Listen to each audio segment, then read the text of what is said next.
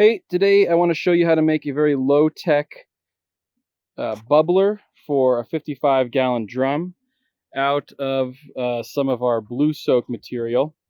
What I've done is I've taken about 20 feet of Blusoak and I've put an end piece on it, and then I've put 8mm starter on it and hooked that to a piece of Superflex.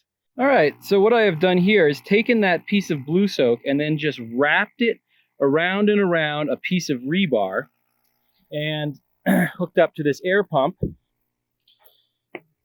right there. And now I'm just going to take this piece of Blusoak wrapped rebar and put it in the barrel. And there we have it. Bubbles, aeration. Low cost, low tech, high durability. Kind of demonstrates the extreme versatility of the Blusoak material.